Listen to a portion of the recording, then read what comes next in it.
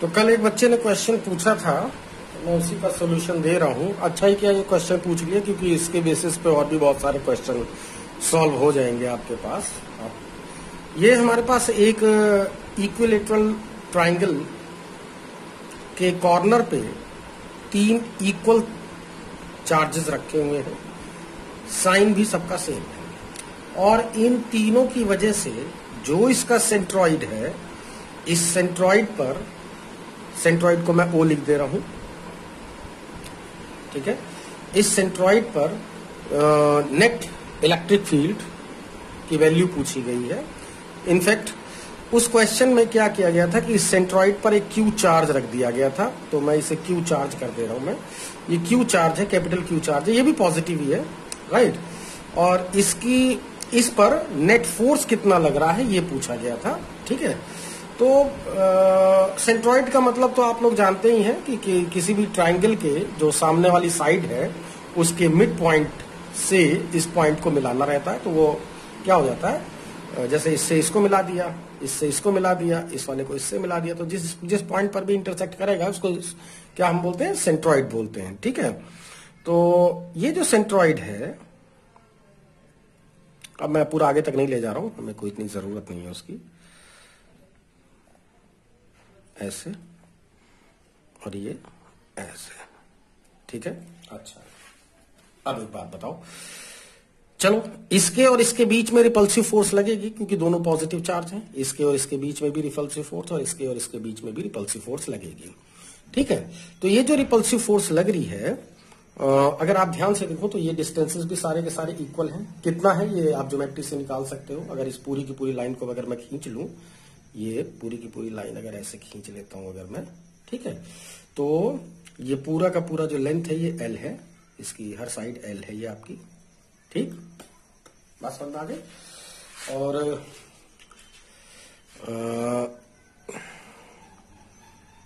तो ये जो डिस्टेंस होगा यहां तक वो L/2 होगा, क्योंकि मिड पॉइंट से ही मिलाया जाता है यहां से यहां तक।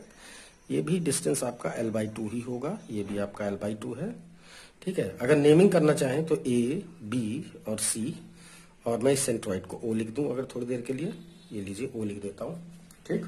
अच्छा, तो बताएं इसकी वजह से यहां पर जो फोर्स लग रही है वो रिपल्सिव फोर्स है। रिपल्सिव मतलब इस तरह से भागेगा ये, तो जो फोर्स लगेगी वो ऐसे लगेगी, राइट ना। इस फोर्स को मैं F1 लिख दे रहा हूं। इसकी वजह से जो फोर्स लगेगी वो भी आउटवर्ड लगेगी इस तरह से, F2। वैल्यू बिल्कुल सेम रहेगी, क्योंकि ना तो चार्जेस की वैल्यू ही चेंज हो रही है, ना ही ये डिस्टेंसेस ही चेंज हो रहे हैं, ठीक है ना। अच्छा, इसकी और इसके बीच में भी रिपल्सिव फोर्स ही लग रही है, तो इसकी भी मैं ऐसे ही लिख दे रहा हूं, ये लीजिए F3, ठीक है। अब ये जो तीनों फोर्सेस हैं ये एक्चुअली पूरा का पूरा जो कंप्लीट एंगल है, अगर मैं यहां पर फिगर बना दूं अगर इसका, तो ऐसे ऐसे और ये ऐसे, ठीक। तो ये F3, F1, ये F2। जैसा कि आप लोग समझ ही गए होंगे कि इनके बीच जो टोटल एंगल है वो 360 है, तो इसका मतलब 1/3 एंगल कितना बना ये 120 डिग्री का। ये भी 120, ये भी 120 और ये भी 120। 120 डिग्री के एंगल पर एक्ट करने का एक फायदा है, मैं थोड़ी देर के लिए इनकी जो वैल्यूज हैं मैं कुछ वैल्यू लिख दे रहा हूं, क्योंकि तीनों वैल्यू ही सेम है। और वैल्यू F1, वेक्टर F2 और वेक्टर F3, मैग्नीट्यूड में ये तीनों की तीनों वैल्यू सेम है। और कितना आएगा वो वैल्यू, एक value 1/4 pi epsilon not, right, Q upon this square या दिस स्क्वायर, या इसकी वजह से निकाल रहे हो अगर यहाँ पे F3 निकाल रहे हो तो दिस स्क्वायर। हालांकि तीनों वैल्यू सेम ही है, तो ऐसी कोई बात नहीं, मैं कोई सा भी एक वैल्यू AO लिख दे रहा हूं मैं यहाँ पर, AO का स्क्वायर, ठीक है। अच्छा, तो अगर आपको AO निकालने में अगर आप इंटरेस्टेड हो तो आप इस वाले राइट एंगल ट्राइंगल को ले लीजिए, इस वाले, राइट। मैं इस राइट एंगल ट्राइंगल को ले रहा हूं आप लोगों के लिए, ऐसे। ये पॉइंट है A, ये पॉइंट है O, ये पॉइंट है, इस पॉइंट को D लिख दे रहा हूं मैं, ये पॉइंट है D, राइट। और ये तो पता ही है आपको कि ये L/2 है, ये तो ये X है। तो बताएं ये पूरा का पूरा कंप्लीट एंगल कितना है 120, तो इसका मतलब ये आधा एंगल कितना होगा 160 डिग्री होगा ना, कितना होगा 60, यानी कि ये वाला एंगल जो है वो 60 डिग्री है, तो ये ऑटोमेटिक 30 हो गया। तो बताएं cos 30 की वैल्यू कितनी होगी, मुझे ये ए ओ एक्चुअली निकालना है, एक्चुअली एक्स डिस्टेंस निकालना है ये। तो बताएं cos 30 इज इक्वल टू किसके होगा, base upon hypotenuse, that is AD upon AO। जरा वैल्यू पुट कर लीजिए। cos 30 की वैल्यू √3/2 है। AD का मतलब क्या है, L/2, राइट, और AO का मतलब क्या है, x है। ये 2 से 2 कट जाएगा और जो x की वैल्यू आएगी वो L अपॉन √3 आएगी। तो अगर आप चाहो तो यहाँ पे L अपॉन √3 भी लिख सकते हो। तो ये 1/4 pi ε0 Q upon L upon √3 whole square. ठीक है, अगली लाइन में ये 3 ऊपर चला जाएगा।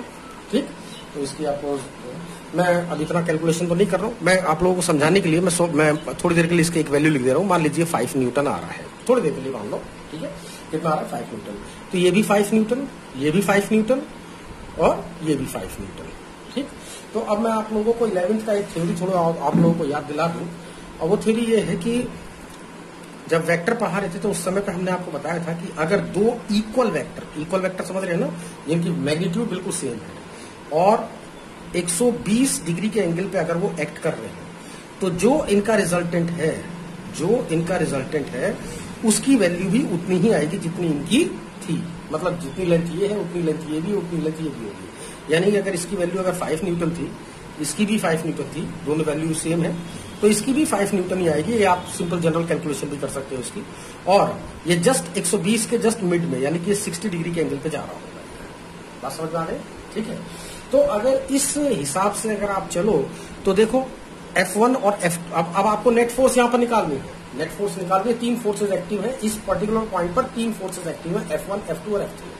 तीनों ही 120 डिग्री के एंगल पे एक्ट कर रहे हैं। तो नेट फोर्स कितना आएगा, F1 plus F2 plus F3 is equal to किसके आएगा, नेट फोर्स F के।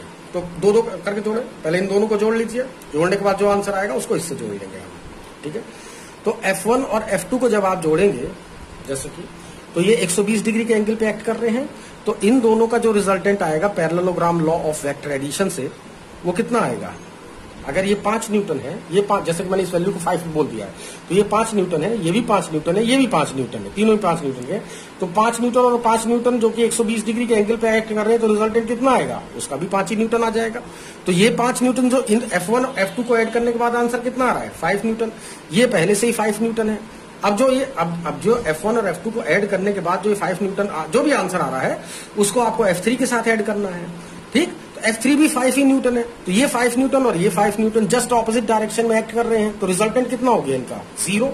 तो इसका मतलब नेट फोर्स कितनी आ जाएगी, 0 आ जाएगी। यहाँ पर बात यहीं पे सिर्फ नहीं खत्म हो रही है, बात ये भी है कि इसके आगे भी कुछ चीजें हैं जो आप लोग कर सकते हो, जिसके बहुत सारे क्वेश्चन आप लोगों को या कॉम्पिटिशन एग्जाम में आप लोगों से क्वेश्चन पूछ लिए जाते हैं। ठीक है, तो मैं जैसे कि आपको एक जनरल बात बता दूं, वैसे भी बता देता हूँ कि ये मेरे पास कोई ट्राइंगल है जिसकी तीनों साइड सेम है, तीनों साइड सेम होनी चाहिए।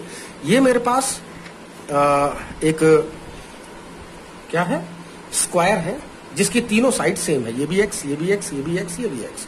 ये मेरे पास कोई पेंटागन है जिसकी तीनों 5 साइड सेम है। ये अगर ये लेंथ x है तो ये भी x, ये भी x, ये भी x, ये भी x। समझ में आ गई बात। ये मेरे पास मतलब कुछ भी, चाहे आपका पास हेक्सागन हो, चाहे ऑक्टागन हो, चाहे कुछ भी चीज हो, बात समझ में आ गई, कुछ भी चीज हो, बस सारी की सारी साइड सेम होनी चाहिए। ये पहली और प्राइमरी कंडीशन है। अगर सारी कंडीशन से, अगर सारी की सारी डिस्टेंसेस सेम है ये, और इसके हर कॉर्नर पर इक्वल और सेम साइन का चार्ज अगर रख दो, मान लीजिए क्यू क्यू क्यू, यहाँ पर भी क्यू क्यू क्यू, ठीक, यहाँ पर भी सब इक्वल वैल्यू के मैंने चार्जेस रख दिए हैं, तो क्या होगा कि जो सेंटर है, ये सेंटर, ये सेंटर, ये सेंटर या ये सेंटर, इस सेंटर पे अगर आप इलेक्ट्रिक फील्ड की इंटेंसिटी निकालोगे तो इसकी वजह से प्लस इसकी वजह से प्लस इसकी वजह से, इसकी वजह से प्लस इसकी वजह से प्लस इसकी वजह से प्लस इसकी वजह से, फिर यहां पर भी vector E1, vector E2, vector E3, vector E4, vector E5, ठीक, निकालोगे वो हमेशा आंसर वो 0 ही देगा। वो नेट फोर्स भी अगर आप उस पॉइंट पे, मतलब अगर इस पॉइंट पे कोई चार्ज रख दो, कैपिटल Q चार्ज रख दिया मान लीजिए मैंने, ठीक है, तो जो फोर्स जो लगेगी वो भी नेट फोर्स 0 ही आएगी, वो आना ही आना है, इसका आप कुछ नहीं कर सकते। ठीक है ना, आंसर हमेशा यही आना है। हेलो, नमस्कार, अभी मैं 2 मिनट बाद बात करता हूँ। ठीक है, तो बस इतना ही है, इससे ज्यादा कुछ नहीं करना आपको इसमें।